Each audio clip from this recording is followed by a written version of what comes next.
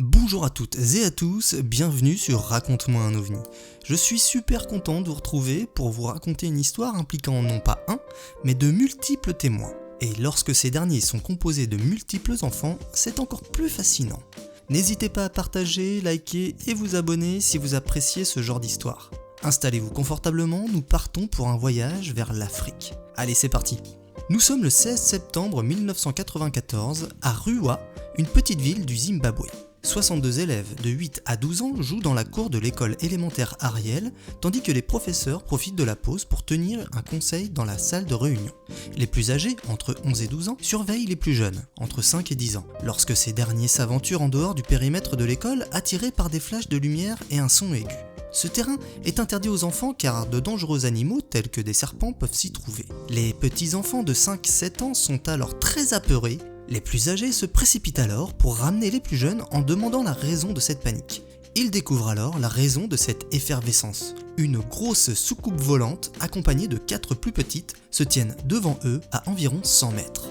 Les phénomènes se posent près de la zone de récréation. Tout à coup, ce que les enfants ont décrit comme un petit homme a pu être vu debout sur le sommet de l'OVNI. L'occupant de l'engin a été décrit comme mesurant environ 1 mètre, portant une combinaison une pièce, noire et argentée, serrée et brillante, un peu comme une combinaison de plongée, avec un cou mince et de très grands yeux noirs. Certains ont décrit l'entité comme ayant de longs cheveux, une crinière ou une sorte de cape.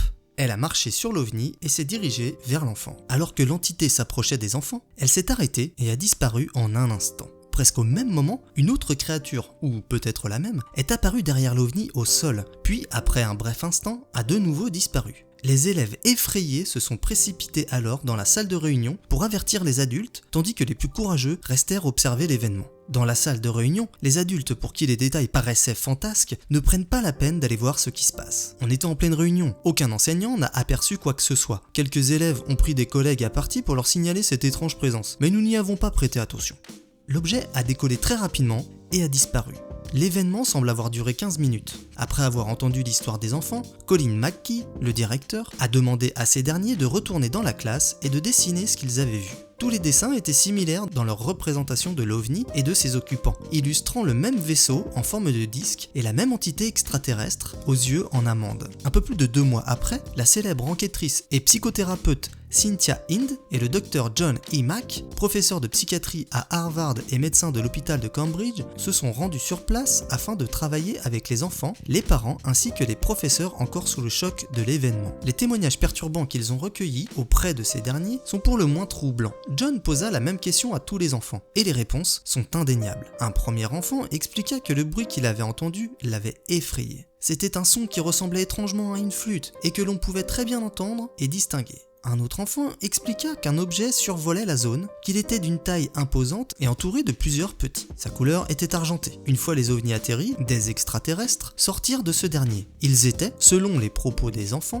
bizarres et faisaient peur. Ces extraterrestres avaient de grands yeux ovales. Leurs yeux étaient fixés sur les enfants, comme si ces derniers étaient là pour les enlever. Par la suite, le psychiatre pour enfants a demandé de dessiner ce qu'ils auraient pu voir. Certains de ces dessins sont apparus comme troublants et coïncidaient parfaitement entre eux. Soulignant que l'entité extraterrestre ne leur a jamais parlé directement, quelques étudiants plus âgés ont indiqué qu'ils avaient communiqué avec les occupants du vaisseau et que l'alien les avait informés que nous étions en train de détruire la Terre en la polluant et que si nous ne changions pas nos habitudes, il y aurait de graves conséquences. Ces pensées venaient de l'être, de ses yeux, dira-t-elle. Effrayée, une des élèves décrira sa vision d'horreur, communiquée par les petits êtres. C'était comme si tous les arbres du monde agonisaient, qu'il n'y avait plus d'air respirable et que les gens allaient tous mourir. Une des filles les plus âgées a décrit l'entité qu'elle avait vue comme une créature avec un petit nez et une bouche qui était une petite ligne droite, ajoutant que les yeux étaient très grands et obliques. Une autre a décrit l'alien comme étant mince avec un cou maigre et des yeux grands et ovales.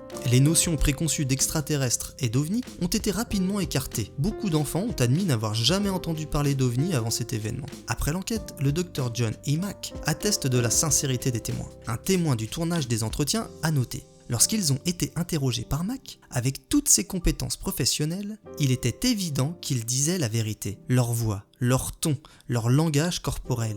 Ils étaient si cohérents, ils racontaient leurs histoires avec une telle conviction, et ils en parlaient dans leur propre langue. Un enfant s'est souvenu que l'extraterrestre lui avait dit que nous ne devrions pas être aussi technophiles, Comment un enfant pourrait inventer une chose pareille? Le docteur Mack a analysé les entretiens et a conclu que les enfants n'avaient pas vécu un délire de masse. Ce dont ils avaient été témoins ce jour-là était réel. Il dira: les enfants ont fait l'expérience d'une rencontre très puissante avec ces êtres et nous sommes laissés avec un fait plutôt troublant. Cela semble être ce que c'est et cela ne semble avoir aucune autre explication psychiatrique. Les experts soulignent que dans presque tous les cas d'histoires inventées par des enfants, ce dernier finit toujours par admettre son mensonge. En 2010, les enfants devenus adultes ont été à nouveau interrogés sur leurs expériences. 16 ans après l'événement, aucun des 62 enfants n'est revenu sur son histoire.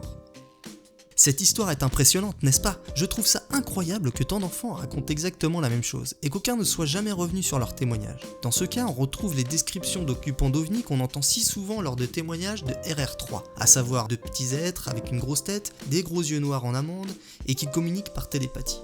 J'espère que vous avez apprécié cette histoire autant que moi. Il me reste à vous souhaiter une bonne journée ou une bonne soirée et je vous dis à bientôt pour de nouvelles aventures ufologiques sur Raconte-moi un OVNI.